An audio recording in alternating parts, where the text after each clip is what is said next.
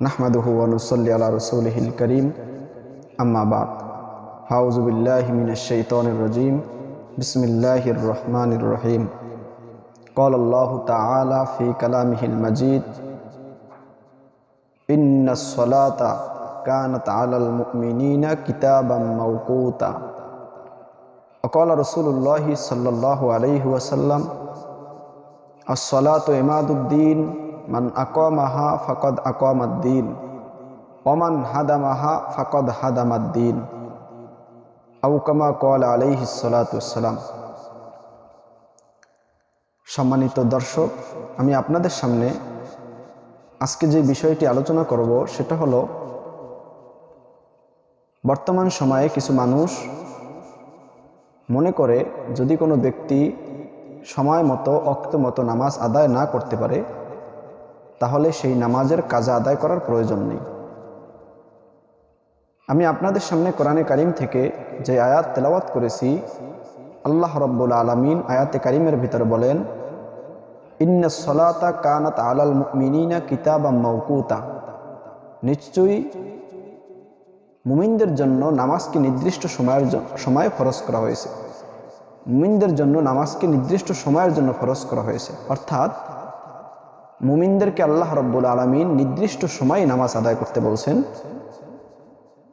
তো নামাজ আদায় করার ক্ষেত্রে মুফাসসিরিনে কেরাম দুটি কথা বলেছেন, একটা হলো আদা আর একটা হলো কাজা। আদা বলা হয় যেই নামাজকে তার সময় মতো আদায় করা হয়, অর্থাৎ যেমন ফজরের নামাজের ওয়াক্ত হয় সুবে সাদেকের পর থেকে নিয়ে এবং শেষ হয় সূর্য উদিত হওয়ার আগ পর্যন্ত সময় থাকে এবং সূর্য উদিত হলেই নামাজের ওয়াক্ত শেষ হয়ে যায়। কোনো ব্যক্তি যদি সুবে সাদেকের পর থেকে নিয়ে সূর্য উদিত হওয়ার আগ পর্যন্ত আদায় করে তাহলে তার নামাজটা আদা হিসেবে গণ্য হবে। আর যদি ব্যক্তি সূর্য উদিত হওয়ার পরে আদায় করে সেটাকে কাজা বলা হয়। তো এখন আমার আসলে কথা হলো যে নামাজ কাজা হয়ে গেলে সেটা আদায় করতে হবে কি হবে না। এ ব্যাপারে আমরা রাসূল সাল্লাল্লাহু আলাইহি ওয়াসাল্লামের জীবনী থেকে একটা ঘটনা আপনাদের সামনে উপস্থাপন করলেই বুঝতে পারবেন যে কাজা নামাজ পড়া জরুরি কিনা। রাসূল সাল্লাল্লাহু আলাইহি ওয়াসাল্লাম সাহাবায়ে কেরামদেরকে নিয়ে একবার সফরে বের হলেন। সেই সফরের হযরতে বেলাল রাদিয়াল্লাহু তাআলা আনহু ছিলেন। রাসূল সাল্লাল্লাহু আলাইহি ওয়াসাল্লাম সফর করতেছেন, হঠাৎ সফরের মধ্যেই রাত্র হয়ে গেল। তখন তারা একটা জায়গায় তাঁবু গাড়লেন এবং বেলাল রাদিয়াল্লাহু তাআলা আনহুকে ফজরের আজান দেওয়া এবং তাদেরকে জাগ্রত করার দায়িত্ব দিলেন। কিন্তু বেলাল রাদিয়াল্লাহু তাআলা আনহু ফজরের আজানের সময় ঘুমিয়ে গেলেন, অর্থাৎ তিনি উঠতে পারলেন না এবং এমন সময় জাগ্রত হলেন যে সময় ফজরের নামাজের ওয়াক্ত শেষ হয়ে গেছে, অর্থাৎ সূর্য উদিত হয়ে গেছে। আল্লাহ রাসূল সাল্লাল্লাহু আলাইহি ওয়াসাল্লাম বেলাল রাদিয়াল্লাহু তাআলা আনহুকে বললেন, বেলাল আজান দাও। বেলাল আজান দিলেন। অতঃপর রাসূল সাল্লাল্লাহু আলাইহি ওয়াসাল্লাম সাহাবায়ে কেরামদেরকে নিয়ে ফজরের নামাজকে জামাতের সাথে কাজা আদায় করলেন। এখান থেকে স্পষ্ট বোঝা যায় কোনো ব্যক্তির যদি নামাজ ছুটে যায়, ঘুমে হোক, ইচ্ছায় হোক, অনিচ্ছায় হোক, সেটাকে কাজা আদায় করে নেবে। এছাড়াও আপনারা জানেন খন্দকের যুদ্ধের সময় রাসূল সাল্লাল্লাহু আলাইহি ওয়াসাল্লাম এবং কয়েকজন সাহাবীর কয়েক ওয়াক্ত নামাজ ছুটে গিয়েছিল। পরে তারা রাত্রি ওই নামাজগুলো কাজা আদায় করে নিয়েছেন। এভাবে আরও একটা ঘটনা হাদিসের ভিতরে বর্ণিত আছে। রাসূল সাল্লাল্লাহু আলাইহি ওয়াসাল্লাম কিছু সাহাবীদেরকে একটা জায়গায় পাঠালেন। তারা যাইতেছে, তো রাসূল বললেন যে তোমরা ওই জায়গায় যাইয়েই আসরের নামাজকে আদায় করবা। কিন্তু তারা যখন হাঁটতেছে, তো হাঁটতে হাঁটতে এমন সময় তাদের মধ্যে থেকে দুইটা মত এসে গেছে। একদল বলতেছে যে আমরা যদি ওই জায়গায় যাইয়ে নামাজ আদায় করি তাহলে নামাজটা কাজা হয়ে যাবে, নামাজ ছুটে যাবে। আর এক দল বলতেছে না, রাসূল সাল্লাল্লাহু আলাইহি ওয়াসাল্লাম যেহেতু বলছেন ওখানে যাইয়ে পড়তে, ওখানেই পড়তে হবে।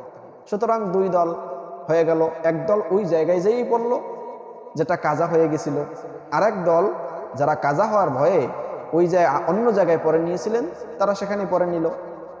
অতঃপর রাসূল সাল্লাল্লাহু আলাইহি সাল্লামের সামনে যখন এই ঘটনা বর্ণনা করা হলো, আল্লাহর রাসূল সাল্লাল্লাহু আলাইহি সাল্লাম কাউকেই কিছু বলেননি এবং এটাও বলেননি যে তোমরা কাজা নামাজ বলতে কিছুই নাই, তোমরা টাইম মতোই নামাজ আদায় করে নিতে।